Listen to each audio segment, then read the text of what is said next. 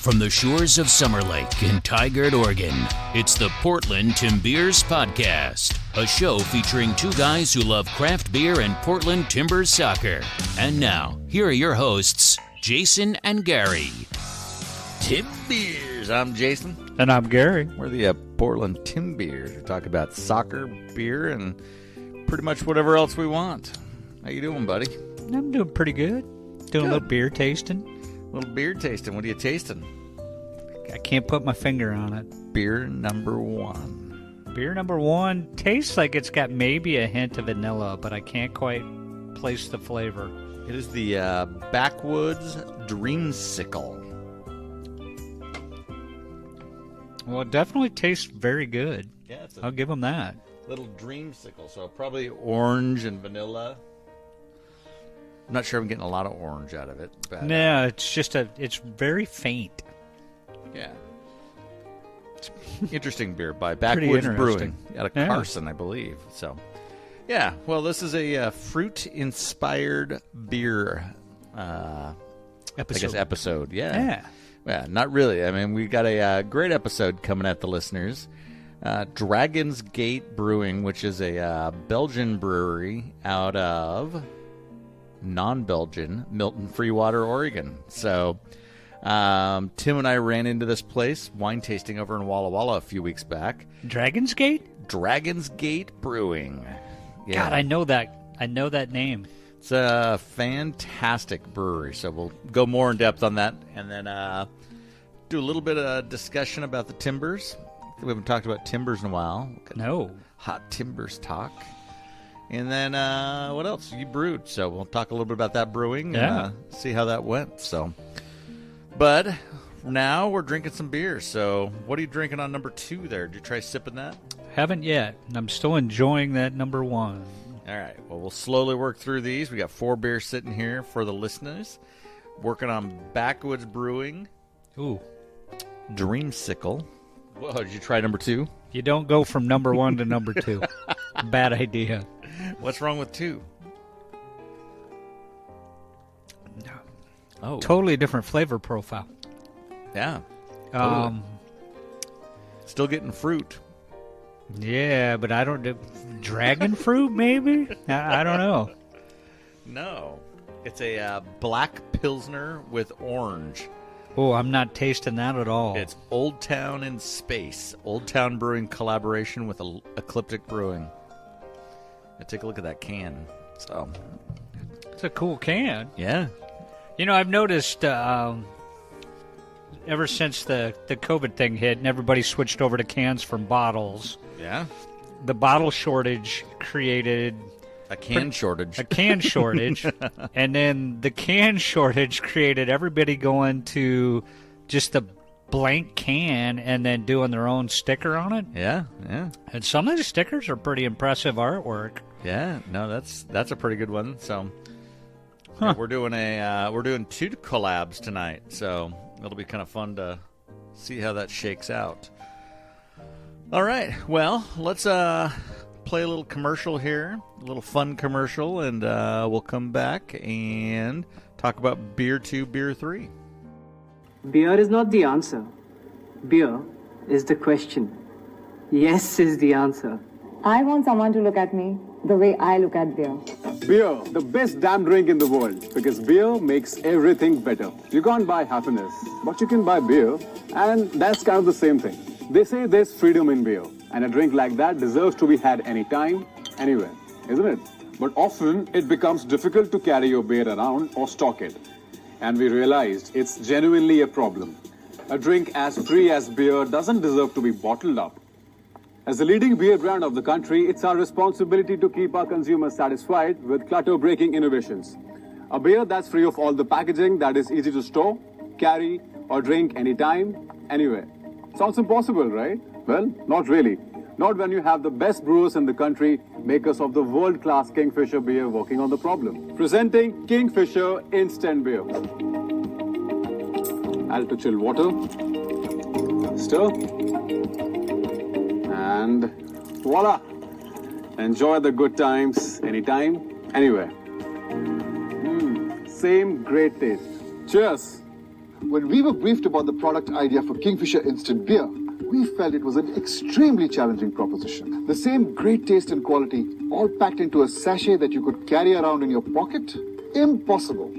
But then, as the leading beer brand in the country, if we won't address the consumer need, then who will? So how did we do it? See, when beer has fermented, you can look at it as water and dry matter.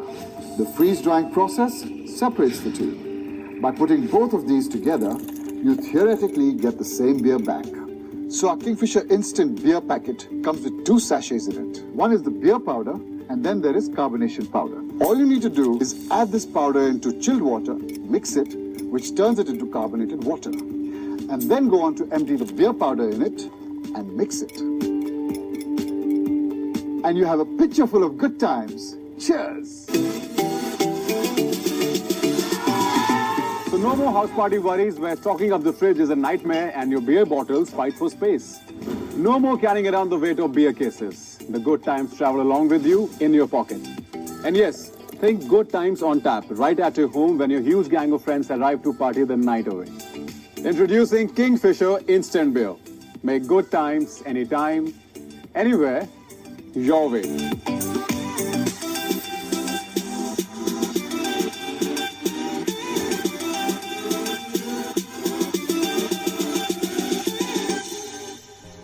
Kingfisher Instant Beer. Instant beer. Have you ever had instant beer? No. Would you try instant beer? I probably would. What about beer 3? Is that instant beer? It should be. That way I could just toss it. I haven't even tried beer 3. Please do.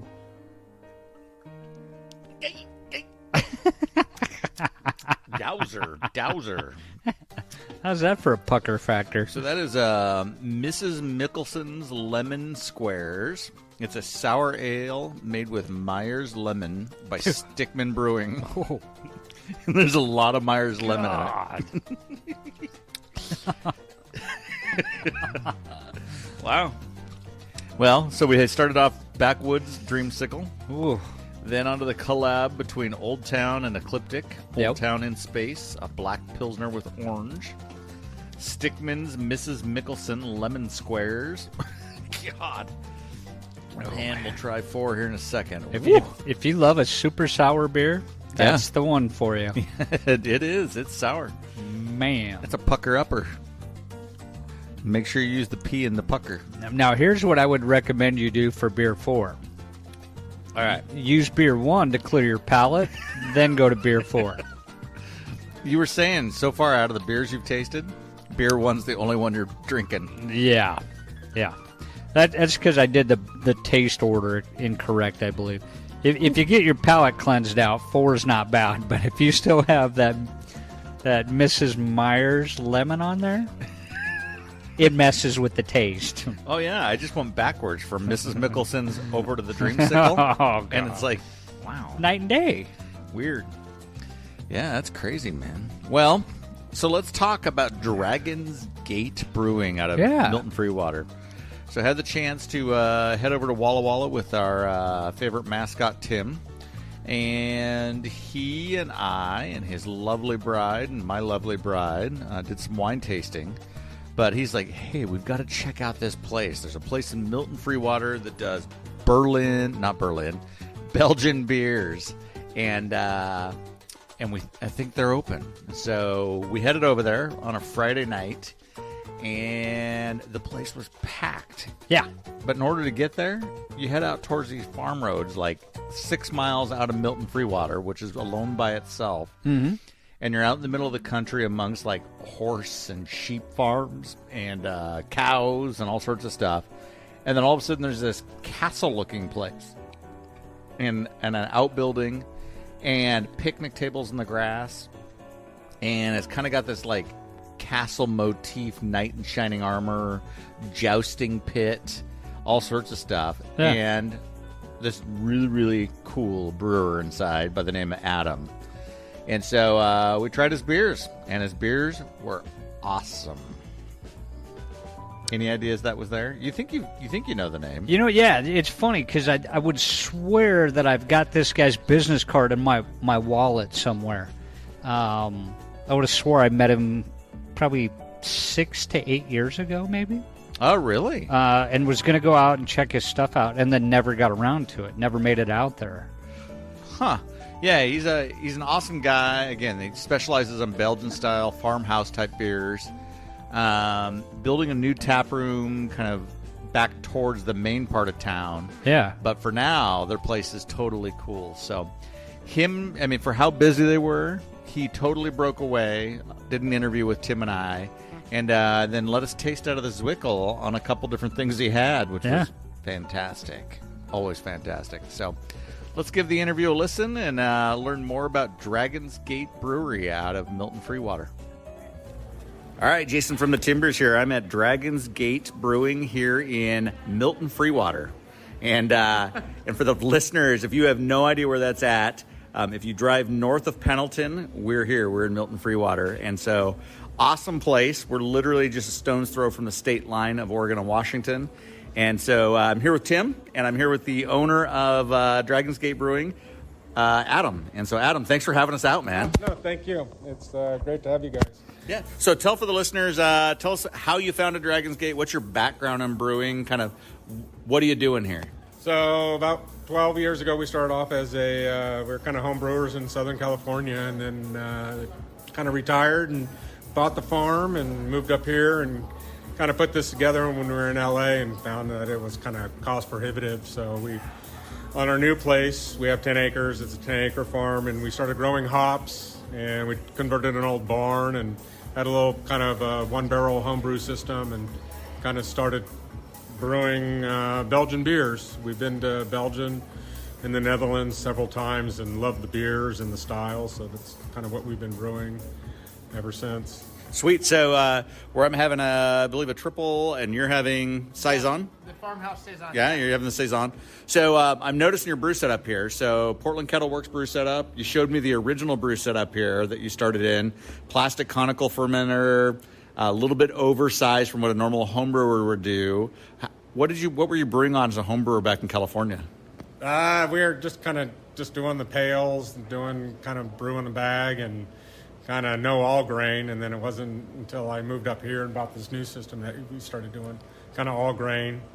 And we have 7 conical fermenters in the back that are stainless steel from stout tanks. Oh, from Stout Tanks, right down. I'm actually from Tigard. That's my place. So yeah, shout out to my guys at Stout Tank. So, all right, well, so got a cool theme here. We've got kind of a dragon theme, castle theme, medieval. Castle, yeah, kind of dark. We have 3 Frisian horses. Okay. And for kind of marketing, we dress up in parades and knights outfits and different types of costumes and stuff. And we have these big black horses, and we carry our Dragon's Gate flags, kind of stuff. So I'm seeing a gravel like demonstration area here. I'm picturing joust pits like I'm seeing in Vegas at some show. Yeah, we've been asked to do joust. There's actually one of our club members was on extreme jousting. Okay. And he keeps kind of asking to come out here and do some extreme jousting and stuff. So. All right, if this happens, I've got to know about this because we're coming out to witness this. So there's black lights around the outside too. So this thing, it's open till 7, I think. Yeah. Right? Yeah. So, but black lights, the place kind of glows. It kind of has this castle look. Yeah. We have several kind of lights, kind of create a nice ambience out here. Like I said, we have a large seating area with a half dozen picnic tables, and we have a big fire pit and kind of have a big fire and sit around there. It's kind of we wanted a really kind of a comfortable area that I myself would like to hang out with. So that's kind of what we've been doing. So how's the distribution scene here? So you are serving beer out of this place here, and you're going to have a new place that you're opening up over in Milton Free Water as well, right? Yeah. Yeah. So are you distributing your beer in kegs or casks? No, I see a head shake no. So do you have a vision of doing that, or are you just totally looking at just selling taps? We've always sold taps. Really? We used to bottle when we first started, and it just got kind of cost prohibitive. We were doing 750 Belgian bottles with the cork and a wire hood, and we were doing all that. And then we've been asked several times to distribute our beer, but we just choose not to. Okay.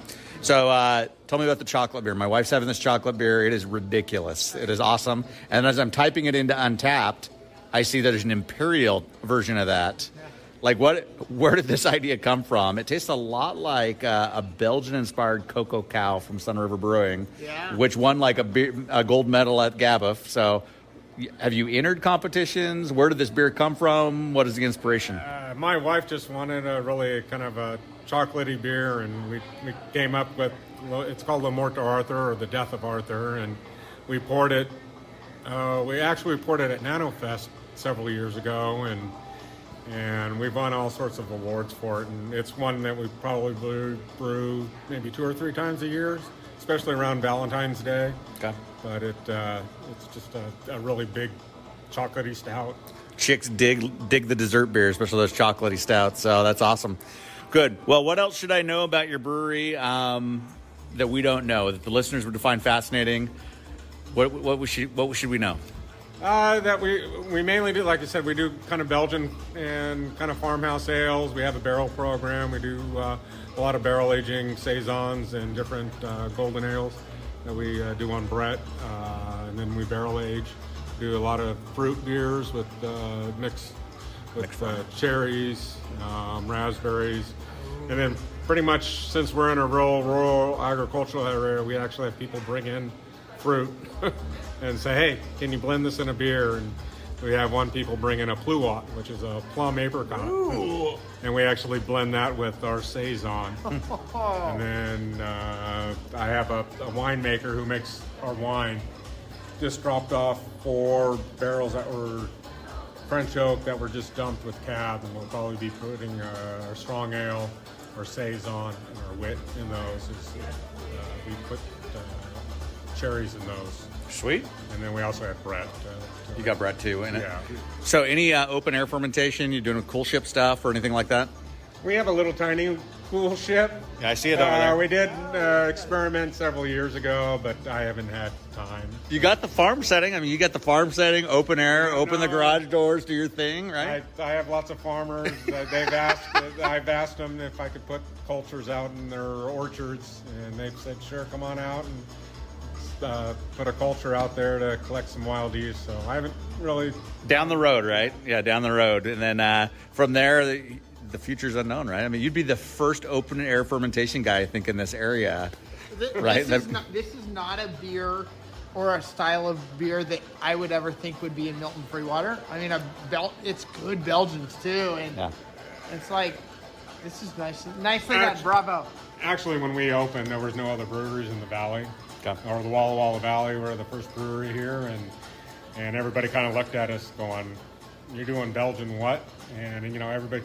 We had cowboys come out here with these belt buckles, and do you have anything in a can? And all we drink is PBR, PBR and stuff. And they ended up buying half of our stock one time because they fell in love with our beer because they'd never had anything like it before. So well, it's fine beer, awesome setting, and I'm glad we stopped by. So excellent recommendation, Tim. So come visit Adam and this awesome brewery here, Dragon's Gate Brewing here in Milton Free Water, and so. Outstanding Belgian beers. And thanks for your time, Adam. Appreciate it. Thank you. Yeah, absolutely. All right, we're back. Adam, big thanks, man, from Dragon's Gate Brewing over in Milton Free Water. Thanks for the time on the interview. Thanks for the sips off the cask. Man, great place. If you happen to be over doing wine tasting in the Walla Walla area or just passing through, check out Dragon's Gate Brewing. Yeah. Funky medieval theme. He says he does a wicked Halloween where he's got like all sorts of knights in shining armor. I bet dragons. it's pretty cool Halloween over there. Yeah.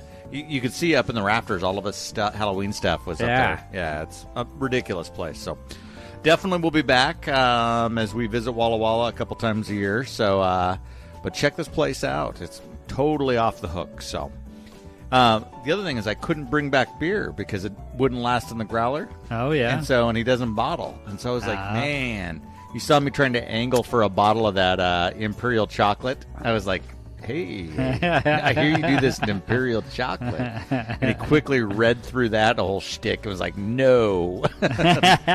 So, and again, Tim, nice work pulling that one off. I had looked him up, and I was like, yeah, we got no shot. We're with the women. We're going to be wine tasting. There's no way we pull this one off. Yeah. We pulled it off. So very nice. And it was much better than any of the other breweries that we tried in the Walla Walla Valley. So we tried Quirk. We tried Crossbuck. We tried a bunch. And I just was not happy with most of those breweries for a number of reasons. Some of them was the setting. Some of it was just the beer in general. Yeah. But this place, Dragon's Gate, totally a surprise. Definitely check it out. Cool. All right. Well, so we tried beer 3. So review. Beer 1 was the Dreamsicle from Backwoods. Yep. Beer 2, Old Town and Space. A Black Pilsner and Orange. A collab by Old Town and Ecliptic. You got the hiccups. Yeah, it's that beer that gave it to you. And then Mrs. Mickelson's Lemon Squares Sour Ale with Meyer Lemons by Stickmen Brewing. And beer 4, what do we got here? Beer 4 is a collab between Ecliptic and Von Ebert, and it's the Blackberry Meyer Lemon Ale. So, and you drained yours. Yeah, it's gone. Let me see that. It's actually decent if you don't try and follow it after drinking the other Meyer's lemon beer. You got to get your palate cleansed off before you do that. Oh, yeah. That's but their combination is really good, I thought. Well, the Mrs. Mickelson's from Stickmen's is sour ale, and I think this one from Von Ebert and Ecliptic is not trying to be a sour ale. This is just a straightforward beer. Almost essence of lemon and blackberry. And they did a really good job on that blend, I think. Yeah, no, it's pretty good. So, I don't know. I'm kind of digging this Mrs. Mickelson's. Of course you would.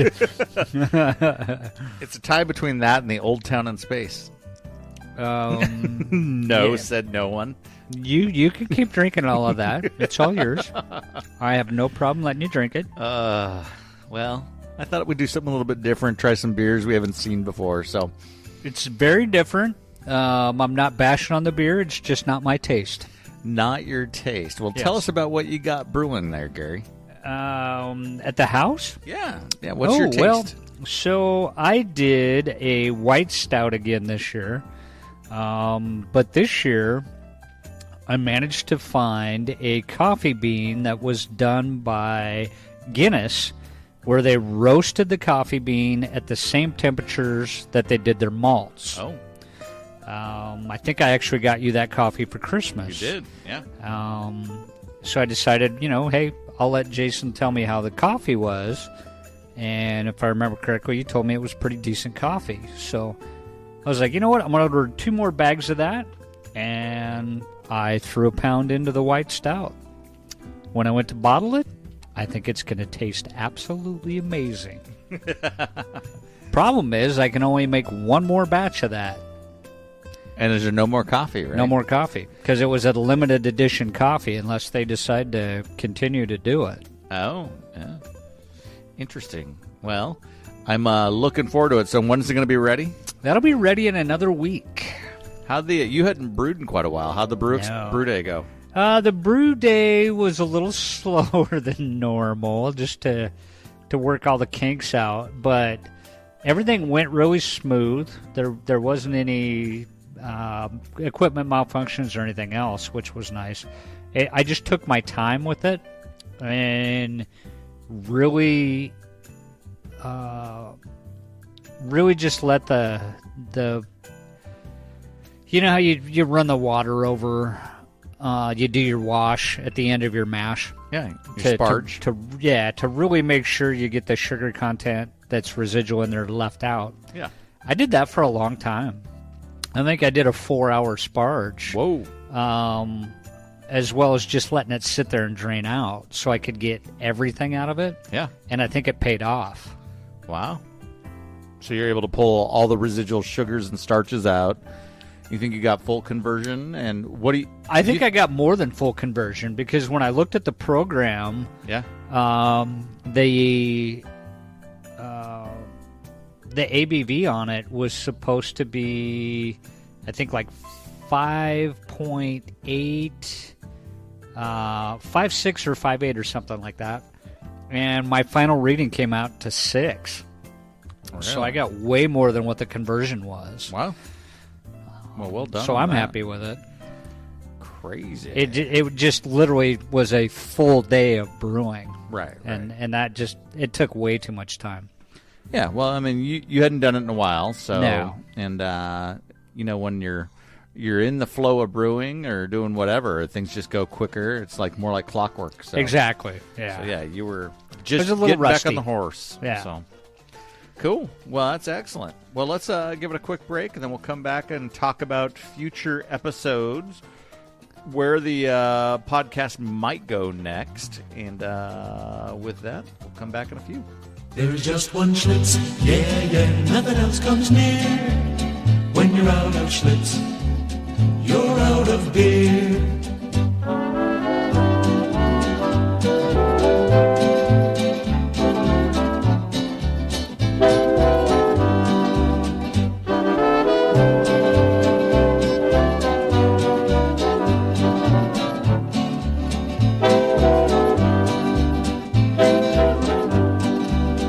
If you like it light with a big taste too, there's only one brew that will do. When you're out of Schlitz, you're out of beer. Real gusto in the great light beer Schlitz. All right, we're back. There's some Schlitz. Schlitz beer. That's right. Well, hey, that Kingfisher, what do you think of those instant beers? Should we try to get some? If we could. That'd be really interesting to try, actually. So that was an April Fool's joke done in 2019 by Kingfisher Brewing. Yeah. Got 6 million views on YouTube of people like, what the hell? now they're like, you guys have to do it now. Yeah. So for the listeners out there, there's no such thing as instant beer. Just letting you in. Just letting you in. At least I know not Tim yet. was like Googling that right now. He's like, where can I find that? So, all right. Well, so we've been in communication with Integrity Brewing and trying to reach out to the 649 Tap House to try to hook up. But I think we're just about nailed down as far as meeting the guys over at Integrity Brewing. Okay. Which is over in the Aloha area. Aloha. But they're known for some kind of crazy beers, which first on your list has got to be this peppermint cocoa porter. Why's that got to be on my list? Because you love peppermint. Peppermint is good. What about a smoked plum ale? No. That's right up Tim's alley. Yeah. Well, totally. Yeah, smoked plum ale. It says, yeah. We're totally stoked when you find out this complex and smoky beer will pleasantly remind you of a Sunday morning with hints of malt and cinnamon. And most importantly, bacon. Bacon. And they got a other beer here called Who the F is McLeod. And this is a Scotch ale. Who the F is McLeod? Who the F is McLeod? You don't need to know who McLeod is to appreciate this beer and its rich coffee and dark chocolate notes. Take heart in the fact that he would be proud of us for brewing it. Oh, I'm in. Yeah, there you go. McLeod. There it is. McLeod. So anyways, they got a bunch of beers here. Integrity Brewing out of Aloha, Oregon. Purely distributing their beer out amongst the taps in the west side here. Yeah. So you can go to their tap tracker, check them out. But we're going to meet with them and hopefully profile them here on the podcast. So that'd be fantastic. Yeah, absolutely. I think so. Let's see what they got on tap, see if they got anything stashed away that we can try out. So cool. All right, man. Well, let's talk Timbers. So Timbers are playing. Yeah. Fans are now back in the stadium at a very small percentage. Yeah. So what do we think? They're going to win the championship? I think it's way too early to be asking that question. They're going to win CONCACAF against Club America? That'd be cool if they did. What's your gut telling you? I think Club America's tough, man. Club America's really tough. But looking at the depth chart that the Timbers have this year, it's actually pretty impressive. As long as they can utilize that talent effectively, And if they do, I think they've got a really good shot at it. Yeah, no, I agree. I think they're deeper than they have been in a while, especially once they get their injury guys back. Yeah. Right? So, Nizgoda, Seba, Ebo, Clark, once all those guys start coming back, they're pretty deep. Yeah. And it'll be kind of fun to watch and see what they do. And the cool thing is the core's been playing together. So most of those guys have been playing with each other for year after year. So they kind of know each other and can kind of slip in and fill for each other. Exactly. So it's kind of nice. Yeah, I don't know. I don't know what to think. I don't think they're MLS Cup type contenders, but you never know. I mean, it depends on when you get hot and sail through. Yeah. I mean, we thought that in 2015, and they managed to pull it off. So yeah, I mean, we'll see how it shakes. I think if Seba's back and he looks like Seba, and and if Valeri can stay healthy and those guys can make a good run, we'll see. But yeah, there's some good soccer going on, and Columbus looks great again, and Seattle is playing out of their minds as well. Yep. So, and LAFC is always tough, so we'll have to see how it looks. But you planning to go to a few games, or what are you thinking? You know, I think I'm going to... I was talking to Pixie about this the other day, that it just doesn't feel right to be in this stadium until it's a full stadium. To me. I don't even want to go anywhere near it until it's back to a full stadium. Right. It just doesn't feel like soccer at that point. Yeah, I mean, I agree with that. And I think it's going to feel very USL-esque with a half full or a third full stadium. Not even half full. It's like an eighth full. Yeah. But irregardless, it'd be kind of fun to go in and be a small group that's there to support the team. Yeah, it'd be kind of cool. I mean, I've already seen the pre-sale thing going on for the home game against Seattle, but I think that could be just shit canned depending on what happens with COVID cases. Right. Well, yeah, we know we're expecting something from the governor on Monday about going to the extreme risk category, so it'll be interesting to see how that affects things and fans in the stands and all that good stuff. But yeah, well, I mean, to the listeners, be safe out there, be smart, drink good beer. There's a lot of good Oregon beer out here. Yes.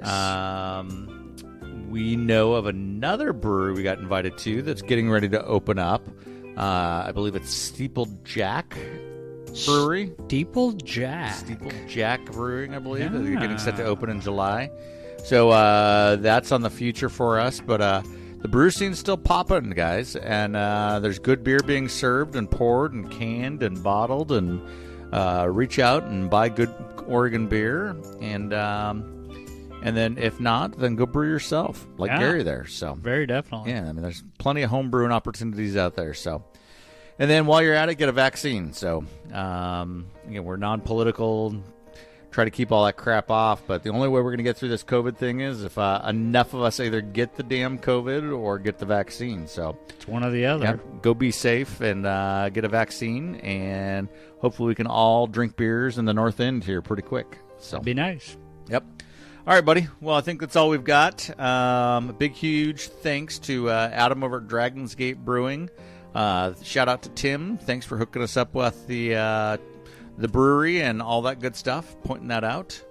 Integrity, look for a future interview request coming up this week. I know we've been chatting back and forth, but we want you next on the show. So with that, we'll close this bad boy out, finish this Mrs. Mickelson's Lemon Square Sour Ale. Whew. Tim Beers.